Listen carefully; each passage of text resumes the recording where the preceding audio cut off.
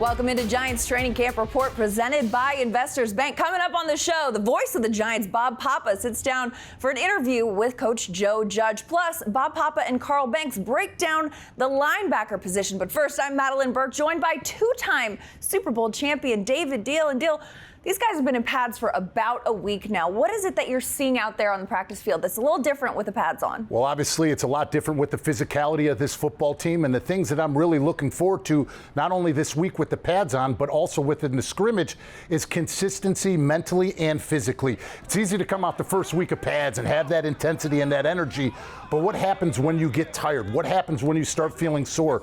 Will your mind take over your body, or will you be able to handle all the adversity thrown at you? Not to mention, you know each and every day that you're in pads out here, new installations are coming in for the offense, for the defense. Who can adapt and adjust quickly from what they've learned in the classroom to out here on the practice field? Well, and of course, head coach Joe Judge talked earlier this week about the physicality and the importance of teaching smart physicality and teaching how to safely take collisions. And with no preseason games, how important is that to experience on the practice field? It's important vitally for this football team, because without having the exposure to it, it's like learning it all over again. So it's about being smart, playing fast, physical, but doing it in a safe manner that's protecting not only you but your teammates. And one of the drills that people used to laugh, especially the younger players, right when we would put on pads, I'd sit there and I'd hold my eyes open with my face mask and I'd go ding, ding, ding, and I would hit it as many times, because your first instinct to do is to close your eyes when you get hit. You can't see what you can't hit. So when younger players start getting adjusted to it and start getting adapted to the physicality of the NFL, then you understand what it takes to be the best that you can be, no matter what's around you. Well, and you mentioned the younger players learning the physicality, but also developing that camaraderie with your teammates. How important are these padded practices for building chemistry? It's huge, because when you're out in the classroom and you're sitting there looking at something on screen, okay, I know my responsibility, I know your responsibility, but what happens if somebody steps out of the gap that linebacker has to fill? Those are the types of things that you have to have manually on the field and get the muscle memory of it, so that you can build confidence through repetition, so that if I'm a linebacker looking at my defensive line and I know that I'm responsible for the B gap, I have not a single doubt in my mind that that defensive tackle is going to take care of his own responsibility. Well, speaking of the defensive line, Dexter Lawrence spoke earlier this week about the camaraderie of this group. Take a look. The brotherhood is still there, and you know, just being able to learn from these guys and us critiquing each other every day, and us understanding pretty much like how each other think and being comfortable with each other, you know, just allow us to just be the best versions of ourselves on that field. And I mean, that's all you can ask for. That was Dexter Lawrence, of course, talking about that unit. They've got Dexter Lawrence, Leonard Williams, Dalvin Tomlinson, B.J. Hill, all of them returning again this year. How can the relationship that they built continue into 2020? Holding each other accountable, not only to the responsibilities that they're supposed to have in the defense, but their work ethic day in and day out. Those are the things that you lean on your peers, on one another, to make sure that each and every one of you are pushing each other to be the very best that you can be. And when you play defensive line, you know, a lot of people think, okay, I'm the three technique over the guard. All I'm going to do is blow up the guard, and I don't have to worry about what the nose tackle's doing. But those two positions have to play in cohesion and on the same page. And it's no different than defensive ends setting up pass rush moves. So the more familiar that you get with the player standing next to you and his strengths and his weaknesses as a player, the better you off as a player in that dynamic as well. Well, looking at Dexter Lawrence, this is a very big man. Yes. Very big man. And he talked about a little bit about how he deliberately approached this offseason to be able to have more endurance and work on his physicality and his strength, and not so much worried about his weight, but how much he can put on the field. What are you looking for from Dexter Lawrence this year? Well, that's one of the greatest things that you can hear out of a major big body who's going to eat up double teams down the middle, because what happens when you get tired? Fatigue makes cowards of us all. You start playing high, you start exposing your chest, and then all of a sudden it doesn't matter how much you weigh when you're letting the other offensive lineman control you from the interior of your body. So the more that he develops that conditioning aspect, the lower his pad level will be. And the second aspect that I'm looking for in his game are pass rush moves. We know that when you're a defensive tackle, you know you want to push the pocket, you know you want to get that bull rush, but let's face it, this is a passing league, and you have to have secondary moves when you're playing versatile and, more importantly, veteran offensive linemen that will combat those, and you need to get that pressure on the quarterback. Got to get that pressure, but he's put that pressure on himself because he says, you know what, I want to be available for this team for all 60 minutes. You love to hear that, and I'm sure head coach Joe Judge loves to hear that as well. Coming up after the break, Bob Bob Papa sits down with Joe Judge for a one-on-one conversation. That and much more coming up on Giants Training Camp Report presented by Investors Bank. Stay with us. Introducing the official Giants checking account only from Investors Bank. Get the checking account that lets you score big. Giants Training Camp Report is driven by the Hess toy truck. The 2020 Hess Minis and first ever plush toy truck are available now, with the 2020 Holiday Hess toy truck coming November 2nd. All exclusively at HessToyTruck.com.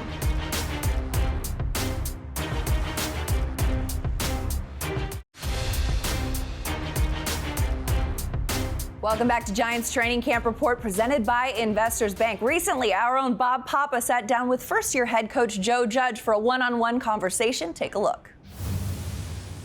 Coach, obviously you've had a chance to get the players out on the field. You've had pads on. Just talk about sort of the work ethic of your team and what you've seen and what's pleased you to this point. Well, you know, I'm proud every day we come out. These guys come out with a good work ethic and intention and a purpose in what they want to do. They practice hard. They do it the way we're asking them to. We've got to do a good job as coaches of preaching the techniques and the fundamentals to put them in the right position, but they're doing everything we ask at this moment. Very pleased with them. Coach, you've always talked about, the intensity, the work ethic, being smart, cross-training.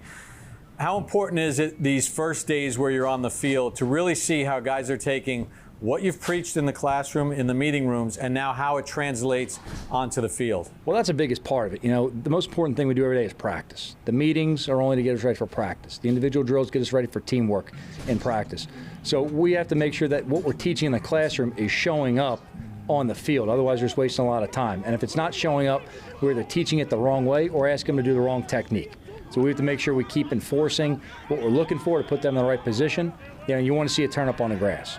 Coach, one of the things that's so important, and you mentioned teaching all the time, just watching some of the individual drills out there today, just the attention to detail that each of the position coaches has, as opposed to barking at guys that they're doing something wrong, but then actually stepping in and making sure that they're showing them what needs to be done so that you don't make the same mistake twice. Well, the most important thing is always the lesson learned, that you don't repeat the mistake. Listen, when you step in between the lines, there's a certain intensity. We talk in meeting rooms. We have conversations in meeting rooms. On the field, you have to be demanding because you have to get the players used to being in heated, competitive circumstances. But we're not just yelling at players. Okay, we're teaching them just at a high intensity, and the players have to train themselves to be able to receive information and process it in a heated competition. Which also speaks to the point of the type of player that you want to bring in here, too. People that understand what that's all about so that when it gets to the practice field, it's not a culture shock, right? No, absolutely. It starts with the type of player they are. The first thing we have to find out is, do they love football? If you don't love football, it's kind of tough to hang around here because we have a room full of guys that love football. They love the game. They love coming out every day. We realize how privileged we are to play this game, to coach this game, to come out every day and be part of the Giants organization. So we want guys when we hit the field to have a lot of energy and excitement of what we get to do every day. It's not I have to practice today. It's I get to practice today. I get to be part of the team. I get to be part of the Giants. Coach, it was fun watching as the offensive line and the defensive line when we're kind of doing one-on-one pass rush drills, because you can have all the greatest schemes in the world, but if you can't block them or you can't get to them, it really doesn't matter. Do you enjoy watching that part of practice, and are you liking what you're seeing so far out of that competitive nature? My favorite part of training camp is exactly what we just talked about. It's the competitive drills. It's the one-on-ones with the receivers, DBs, the running backs, and linebackers, the offense, defensive, pass rush. My favorite part of training camp is seeing guys come out and compete. They work hard all day to know what they're supposed to do on the field. You give them a chance to go out there and compete against each other. Ultimately, we're all on the same team, but it's kind of like being with your brothers. You're going to compete and fight with them in the living room all day long. You just step out in the street, you're together on the same team. I want to ask you a little bit about Andrew Thomas, your first-round draft pick, and just sort of the way he's picked things up, and he seems pretty comfortable out there. What are some of the things that you could share with the fans that have really impressed you about him so far? I think the thing you mentioned earlier is the attention to detail. He's a very in-tune player. He's got big eyes in meeting rooms, but not big eyes that's too big for him. Big eyes, he's absorbing a lot. He's quiet in the meeting room because you can tell he's listening and processing. When he has to ask a question, he asks it. It's a very intelligent question. You can tell he understands the material. You can understand he's, advancing in what he understands about the overall scheme and big picture. That's really important to us because we don't want players just know what to do. We want players that know why it's important and how they can adjust on the field to make a better decision at times. But he's been an absolute pleasure to coach at this point. He works hard on the field. Sometimes the quiet guys are the ones you don't expect to see that competitive fire, and he definitely brings it in every drill. Final question, Coach. Speaking of football IQ, Blake Martinez played his college ball at Stanford. This is the first time you're getting a chance to work with him, but boy, he just seems like a natural leader on the field at a position where leadership is definitely needed. He's definitely a signal caller for us. And all those linebackers have to have the ability to digest the information, to process it quickly, and to communicate it to their teammates and get the other 10 guys lined up quickly. He's a guy that's in early, he stays late. He's always looking for extra work. He's very self-critical. You can see in a meeting when you correct him, he's not listening defensively. He's listening to make sure he doesn't repeat the mistake. That's what you're really pleased with working with our team is, listen, we're very demanding on our players. We don't make it easy for them because, listen, it's not an easy league. It's a competitive league. There's 31 other teams competing for the same prize we are. We're in New York City. This shouldn't be an easy job, okay? This should not be an easy job for any player or any coach. So our guys come in every day and they understand there's a pressure on us to perform. And we can't come in there and sing Kumbaya all day long and hope to just go ahead and go out there, practice, run through some drills and think we're going to improve. We have to get in every day. We have to work hard. We have to be demanding. Players have to be very self-critical. We have to come out to practice, correct mistakes from the day before, and make advancements on the install of that day. And right now, I'm very pleased with the way our team's working. Coach, great stuff, and we appreciate you carving a little time out for us. I know it's a busy schedule and it's a different schedule, but thank you so much, and we'll talk down the road. Thanks, Bob. Appreciate it. We've got a lot more coming up on the show. Carl Banks joins Bob Papa next to break down the linebacker position. That and much more coming up on Giants Training Camp Report presented by Investors Bank. Stay with us.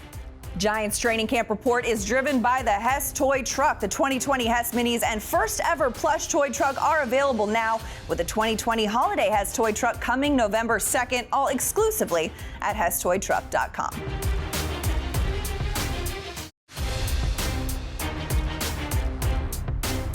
Welcome back to Giants Training Camp Report presented by Investors Bank. Now, Carl Banks was a part of one of the most dominant linebacking groups this Giants organization has ever seen. He recently sat down with Bob Papa to break down this year's group of linebackers.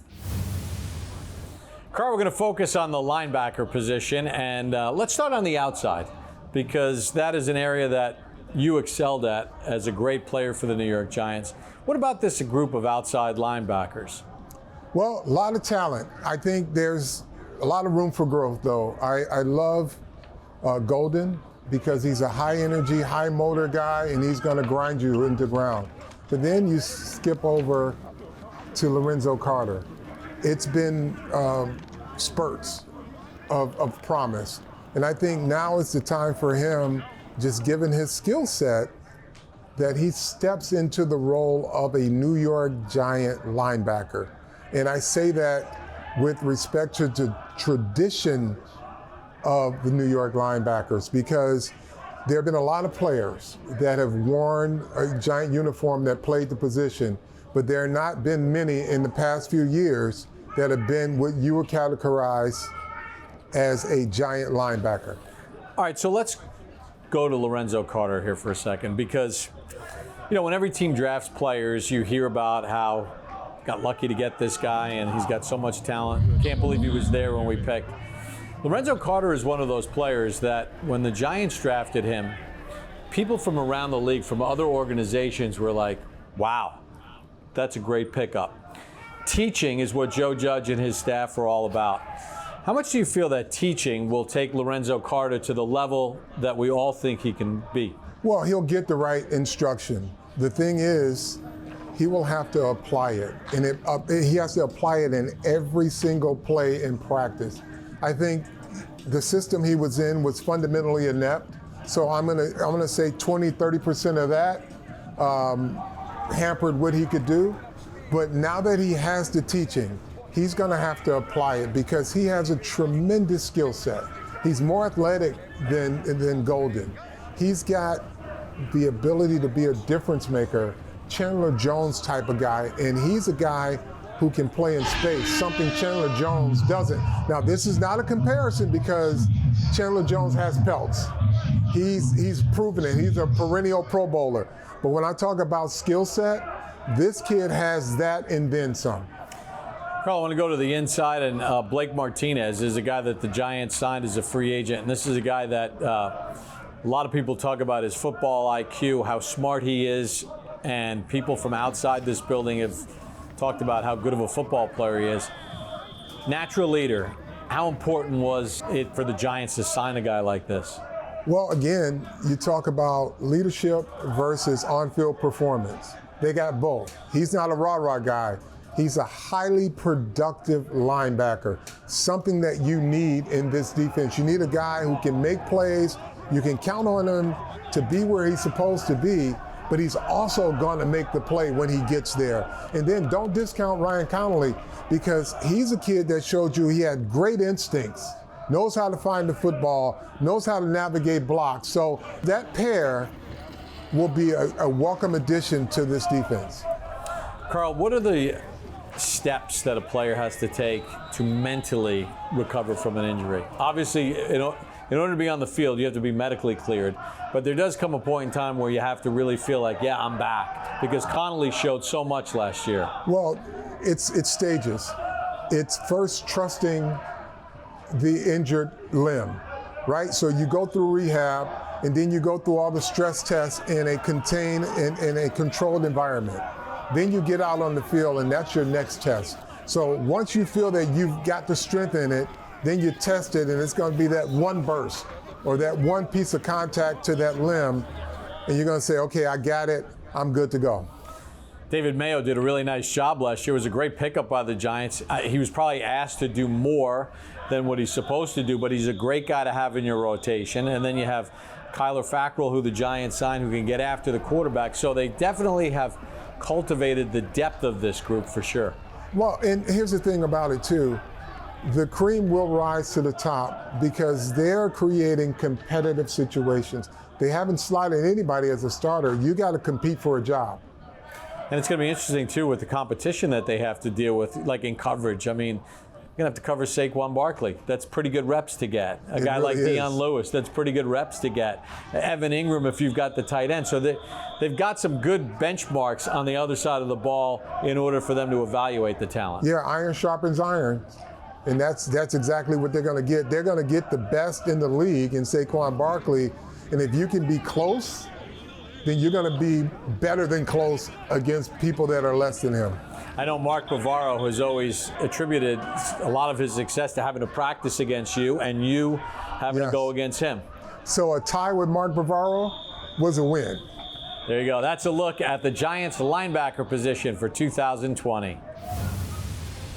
We've got lots more coming up on the program. Stay with us here on Giants Training Camp Report presented by Investors Bank. We'll be right back. Giants Training Camp Report is driven by the Hess Toy Truck. The 2020 Hess Minis and first ever plush toy truck are available now with the 2020 Holiday Hess Toy Truck coming November 2nd, all exclusively at HessToyTruck.com.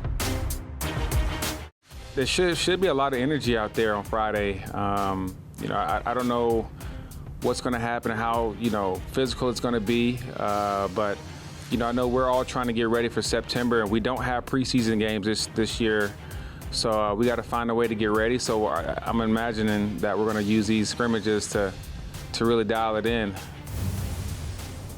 Welcome back to Giants Training Camp Report presented by Investors Bank. That was Giants wide receiver Golden Tate talking about how excited this team is for the scrimmage on Friday. And Diehl, what do you make of what this team can expect from that first team-on-team action? Well, you can definitely expect intensity and a game-like atmosphere because with no preseason games, this is the opportunity for players to show the coaches exactly who they are in an unscheduled and unsupervised atmosphere because you're used to having coaches right next to you in the huddle, giving you the play, giving the defensive scheme, and then all of a sudden now it's pulled away. You're out there on the field, and there's going to be no get back in the huddle. So it's going to show the attention to detail that the players have of offense and defense and their communication skills in a rapid pace with the time clock. Well, this has also got to be comparable for some of these young guys coming in out of college. I mean, colleges do this a lot when they don't have preseason games per se, that offense versus defense scrimmage. That familiarity has got to help some of these young guys adjust to this level, no? It definitely does, but it's not at this level. I think that they're going to understand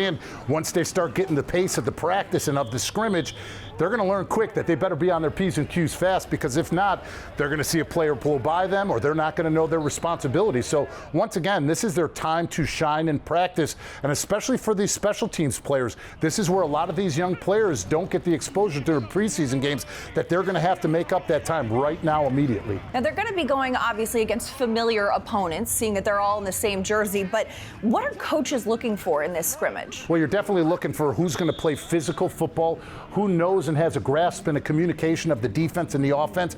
But the biggest thing that they're going to want to see is how do players adapt and adjust when something goes wrong. That's the big thing that's going to separate the good teams from the worst teams the start of this season, because it's all about discipline. The teams that don't shoot themselves in the foot are the teams that are going to win early and often. All right, well, the Giants have their first scrimmage coming up on Friday before they'll have a day off on Saturday. And then training camp will continue. And we will be here all along the way to keep you updated with the latest here on Giants Training Camp Report presented by Investors Bank. Thanks for hanging out with us today. For David Diehl, I'm Madelyn Burke. We'll see you next time.